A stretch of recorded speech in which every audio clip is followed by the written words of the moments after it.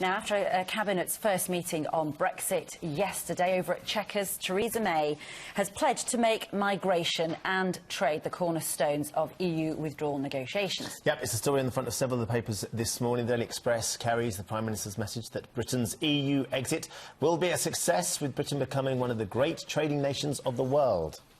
The Telegraph says the Prime Minister considers immigration control as non-negotiable. And The Guardian echoes this, saying migration restrictions will be crucial in any discussions with the EU.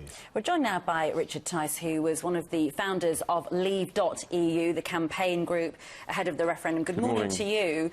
How do you take what is coming out? I mean, there's very little detail, obviously, at this stage. These are very early stages of coming up with ideas. Sure, we're pleased so far by what we're hearing from the Prime Minister.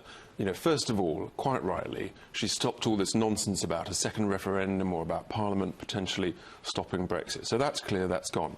The other good news is she's talking about the huge global opportunities for Britain. And that's what we always said during the campaign, that we should be an outward-looking, globally focused nation. So that's all very good. The issue now is the detail behind the timing of when we serve the notice, the formal notice to leave the European Union, which they call Article 50. And that triggers a 2-year notice period to leave. And, you know, there's huge opportunities during that period to, for Liam Fox's department to negotiate new trade agreements with other countries all over the world who've already expressed a wish to do so. Richard, you make it sound really simple. You're making it sound like Liam Fox is going to sit down with all these countries and the EU leaders and say, right, this is what we want, this is what we're going to take. And they're going to say, yeah, absolutely, there you go, off you go, you can... No, let's be very clear. It's not going to be that simple, is it? Hang on, let's be very clear. Liam Fox is dealing with the non-EU countries. But with regards to negotiating our way out of Europe... Yeah, sure, it's David Davis that's negotiating the exit arrangements with the European Union. But either way, wherever those exits arrangements and whatever happens, it's not going to be simple, is it? It's not going to be as simple as you're making it sound. Well, look, it's simpler than people, you know, on the Remain side made out during the campaign. The reality is, OK, you know, we're the 5th biggest economy in the world.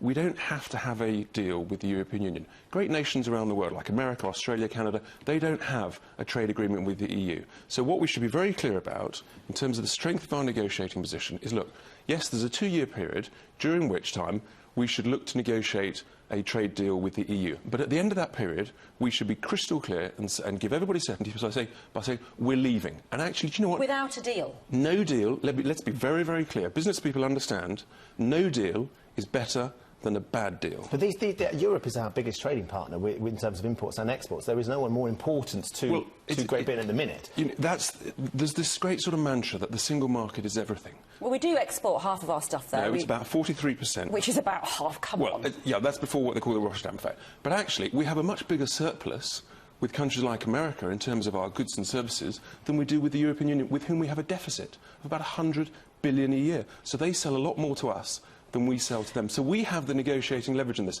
And the problem so far is that too many people think that we've got to sort of accept whatever deal is on the table. Let's be very, very clear about this. So when no deal is better than a bad deal. When do you think Theresa May should trigger Article 50? It sounds like you wanted to do it almost immediately and get on with it. I think around, you know, it'll probably be in Q1 next year, the first quarter next year, and that's fine. But people want certainty. Voters want certainty. Businesses want certainty. And the certainty should be, at the end of the 2-year period, we've left. Thank you very much. We are our own independent nation. We've taken back control. And at the end of that 2-year period, we can sign these new trade agreements that Liam Fox can negotiate. And so everybody's got a clarity.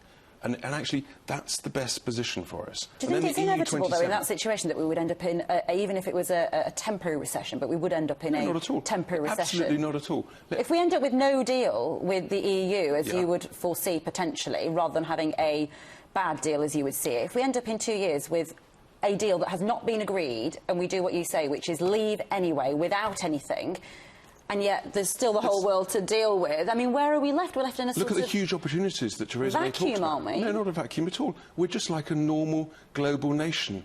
You don't have to... Look, every country in the world, except North Korea, has access to the single market. Let's stop this sort of myth that people like Chuka Ramana say that, you know, if we leave, we won't have access. That's absolute nonsense. America sells more to the EU than we do. They don't have a trade agreement. You know, it is much simpler than the Remainers make out. It's a huge opportunity for us. And let's be very clear. No deal is better than a bad deal. OK, Richard, thanks for joining us this morning. Thank you very much. Richard Tice from Leave.EU.